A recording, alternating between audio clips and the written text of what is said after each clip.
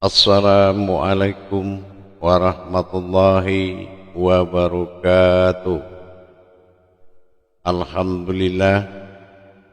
Alhamdulillahi rabbil alamin.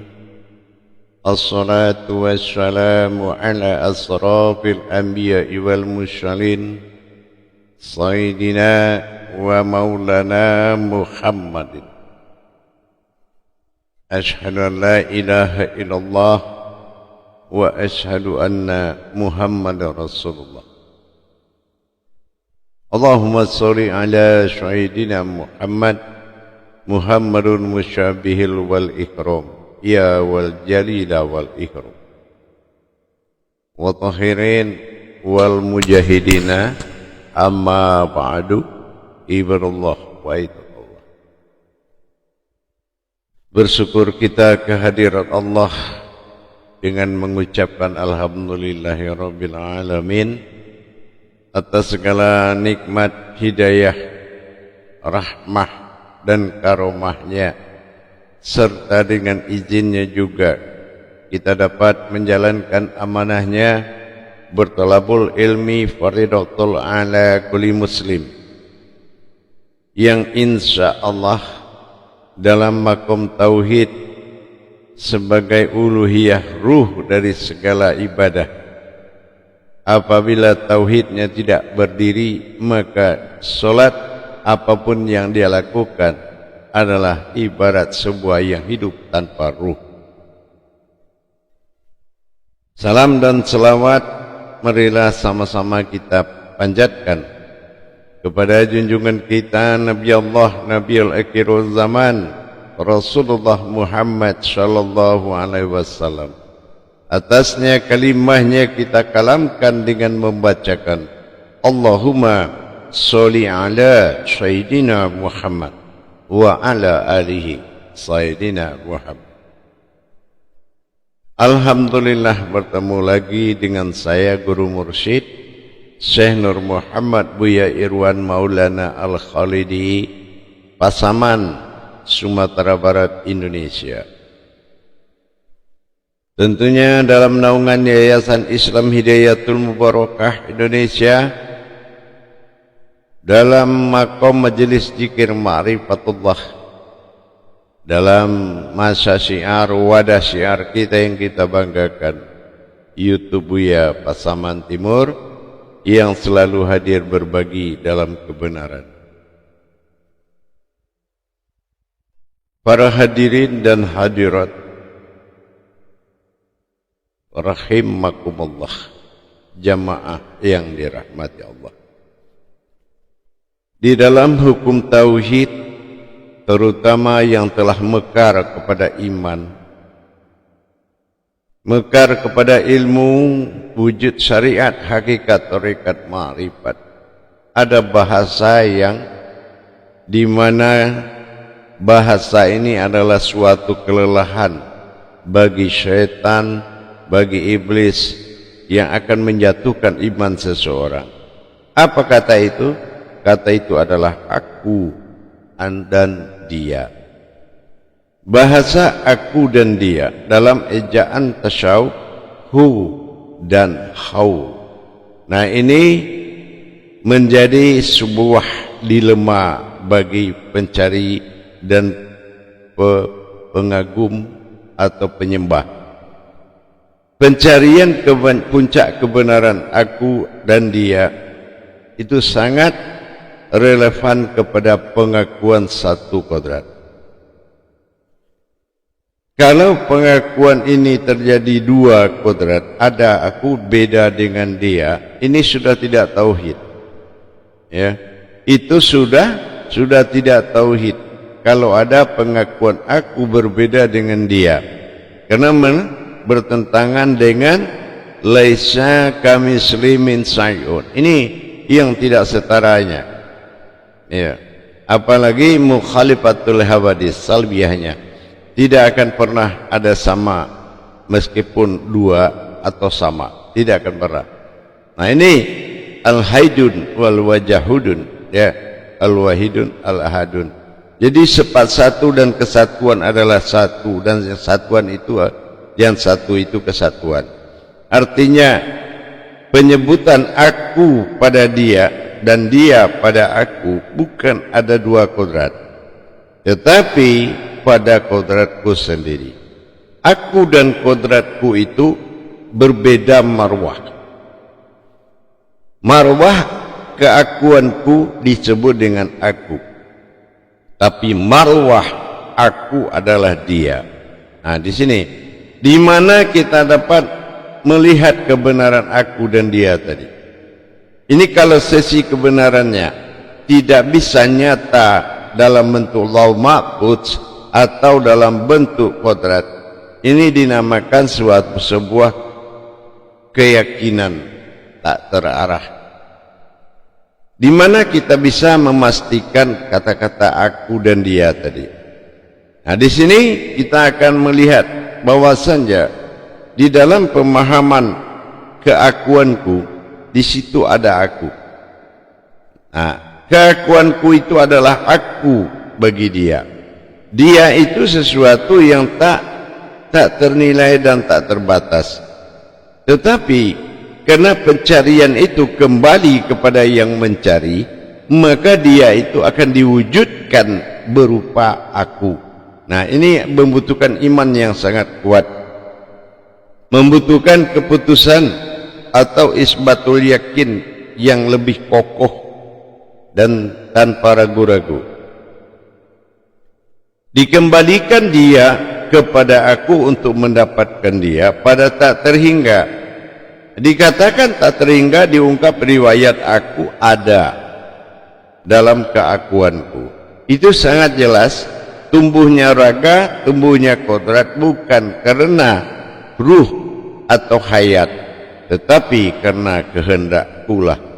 Ya, jadi kalau kita berpedoman kepada aku dan dia, ini marwahnya aku pada sebuah wujud. Ya, aku adalah sebuah wujud. Nah, sementara wujud aku sendiri disebut dengan dia pada tak terhingga.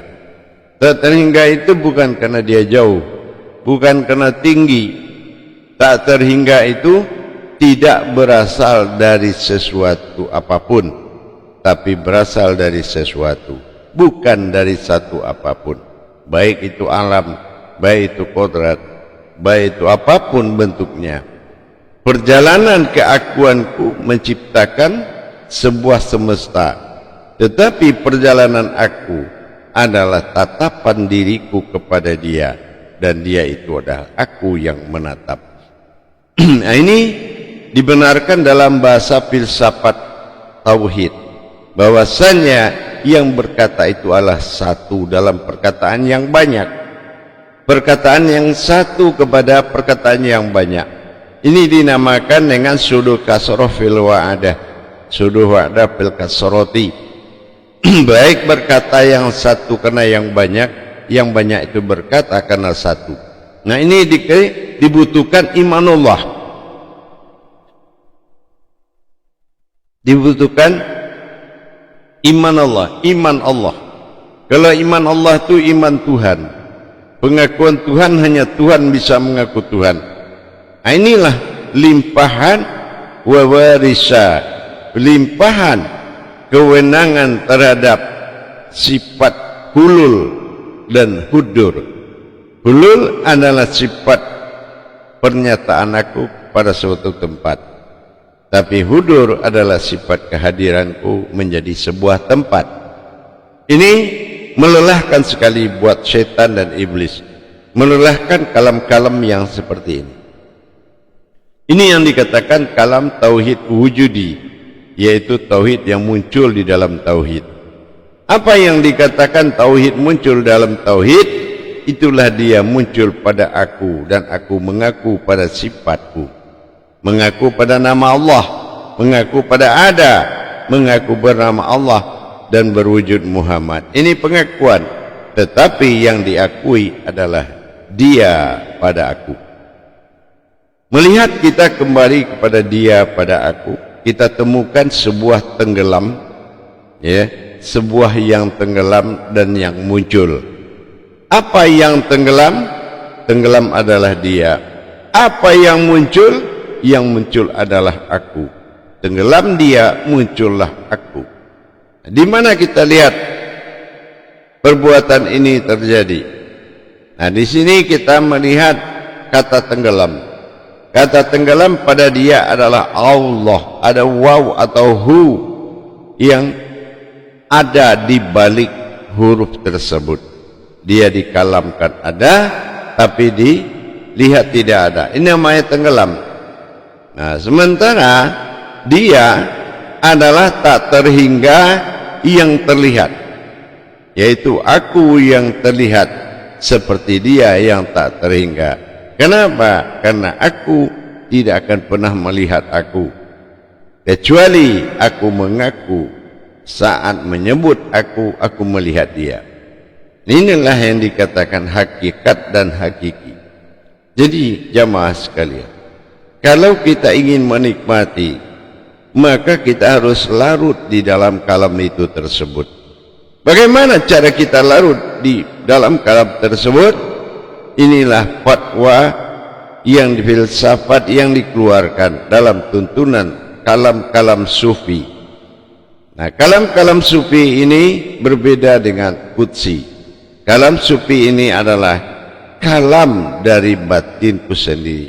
Nah, ini menjadi kalam, kalam menjadi kodrat, kodrat menjadi sebuah kejadian. Itu namanya kalam. Jadi kalau kita memahami mana dia, mana aku, nah ini kita harus melihat yang tenggelam, huruf yang tenggelam tapi disebut ada, itu dikatakan waw atau Allah. Nah, mana yang dikatakan tak terhingga, yaitu waw kecil atau disebut dengan doma'u. Nah, ini doma'u ini menjadikan kata hu ya. Nah, ini dia pada sifat aku. Jadi aku yang bersifat pada sifatku, ini adalah dia yang bersifat pada aku dalam keakuanku. Jadi kalau kita mengetahui mana yang dikatakan dia, mana yang dikatakan aku, adalah aku sebagai bainatul haq. Bainatul haq ini adalah pembuktian zahir, bainatul haq. Nah itu. Jadi bainah. Jadi maha membuktikan, maha nyata terlihat. Nah, ini kita memperlihatkan dia. Kita memperlihatkan dia dalam masa aku. Tapi keakuanku adalah umat yang membuat aku ada, yang membuat aku nyata. Tapi Tuhanku adalah dia yang kujadikan dan menjadikan aku Tuhan. Nah, ini yang dikatakan dengan aku dan dia, hu dan waw. Maka dibaca dengan huwa. Huwa itu adalah dia semata. Wa huwa. Nah, kalau sudah dia semata, ma'akum pada dirimu, aina maka saya, makuntum adalah kamu. Di sini menyatakan Al-Hadid ayat 4 itu dengan tegas menyampaikan kalau sudah dia pada dirimu semuanya, tidak ada lagi kamu merasa ada kecuali kamu telah menetap dia dalam masa adamu, maka dia itu adalah aku, maka semuanya itu adalah aku. Jadi untuk mencapai aku itu bukan dari sebuah pengakuan, tetapi getaran dan pandangan pada jalan yang hak yang membuat kita mengakui dan sulit untuk melupakan. Jamaah yang dirahmati Allah rahimakumullah, waw sering kita temui di atas huruf Allahu atau ha. Jadi waw itu terletak seperti yang dikatakan doma'u itu seperti waw kecil. Sementara waw besar dikatakan dengan wa atau dikatakan dengan dia. Nah, jadi kalau dia pada keesaan dan dia dalam maha besar dengan maha tunggal, maha esa, itu memiliki dua perkara, dua dimensi, dua kodrat dalam satu ruh. Nah, inilah satu ruh diikuti oleh tak terhingga dengan yang terhingga. Allahu. Jadi kalau kita hu Allah, maka aku telah memperlihatkan diri. Nah, seperti ini yang dikatakan dengan tauhid. Jadi Allahu Akbar. Nah, kita sudah memperlihatkan, kita menyaksikan atas dia yang memperlihatkan. Nah, jadi begitu juga dengan melaksanakan tawaduk pada kata aku dan dia. Tentu dengan hu adalah aku ditiup, hu adalah meniupkan, adalah dia yang terlihat. Dari yang tidak ada terlihat menjadi ada. Ini yang dikatakan dengan perbuatan kabir dan sukun. Artinya dia adalah satu batin yang tenggelam dan gelap. Sementara kegelapan itu menzahirkan, memperlihatkan zahirku. Ini makanya terlihatlah kita pada masa sukun, nyatalah kita pada masa kabir. Maka dalam solat sudah pasti ternyata disebut dengan wabillahi wal kabirun. Apa artinya? Yang mencari Tuhan itu dengan alam kabirnya. Kabirau walhamdulillah. Kabir a'u hau walhamdulillahi kasir. Maka bergeraklah ku menuju rahasia sirra, ya, wabillahi ala wabillahi ala. Jadi dengan bagaimana kita betul-betul dia milah, ya Tuhan.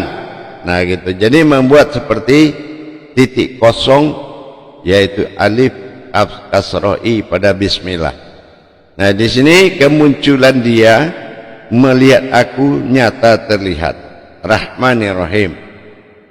Jadi dengan adanya ha, alif, kasroi, natijah tidak mampu terlihat, maka dia mampu memperlihatkan. Dengan milahnya Rahman, zat memperlihatkan. Rahim dan nur memperlihatkan. Zat dan nur adalah bertugas memperlihatkan hakiki berwujud hakikat. Ini yang dikatakan aku dan dia. Aku sesuatu yang nyata bergerak dan berprasangka, tapi dia sesuatu yang menyaksikan gerak prasangka tersebut. Sejauh mana ketuhanan itu berlaku dan hadirnya Tuhan dalam ketuhanan. Inilah gunanya undangan dari ruhani dan getaran-getaran ruhani yang membuat datangnya tabraninya dari Allah, datangnya qadrat sirinya dari Allah, karena tidak ada keraguan dalam menetapkan aku adalah dia, dia itu adalah aku. Dalam masa pengenalan aku dan dia, kita harus memperkecil ruang pandangan, mempersempit ruangan pandangan dengan maujudullah, rupa-rupa pada diri. Kalau rupa-rupa pada diri berarti telah bertingkah aku pada tingkahku sendiri. Tingkahku adalah aku, dan bertingkahnya aku dalam keakuanku adalah kodrat dari sifat itu sendiri. Makanya disebut dengan hayatul insanul fatiyatun wal nasud. Kalau ingin melihat aku, maka lihatlah tingkahku pada tajalli diriku berupa batin. Nah ini ta'alaihim dengan bi'alaihim, mewujud zahir ta'alaihim, dan berwujud daripada sir, yaitu bi'alaihim. Maka terlihatlah dalam perpaduan amin. Ini yang disebut dengan qabla mutu antamutu, mendirikan kematian dalam alam hidup, mati sebelum mati. Tetapi kalau kita belum sampai kepada ruh kajian tersebut, maka ibadah kita belumlah sampai ke sisinya, ke arasnya, tidak ada yang sampai. Makanya kita wajib mentadabur kembali pemahaman menjadi sewujud suci yang akan menjadi kecintaan bagi kita. Tidak perlu jauh-jauh ingat Allah, tidak perlu jauh-jauh melihat Allah. Maka ahyan karajiatun wan sabitatun, lihatlah dirimu dan lihatlah wajahmu, sebetulah aku yang terlihat. Jadi dengan demikian pengejaran terhadap aku dan dia itu berada pada satu tempat.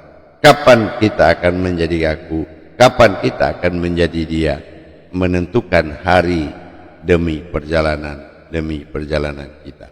Insya Allah selalu kita hadir dalam kutipan YouTube Buya Pasaman Timur dan selalu berbagi.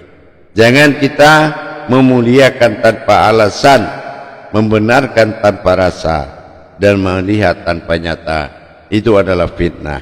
Maka hadirkanlah 3 perkara tersebut dengan kita merasakan, menikmati dalam perjalanan keumatan menuju ketuhanan. Insya Allah akan sampai. Insya Allah. Baik para jemaah, para hadirin, insya Allah demikian berbagi kita pada waktu dan kesempatan ini. Insya Allah kita akan hadir kembali dalam pembicaraan berikutnya, insya Allah. Barakallahu ya karim. Akhirul kalam, wabillahi taufiq wal hidayah. Wassalamualaikum warahmatullahi wabarakatuh.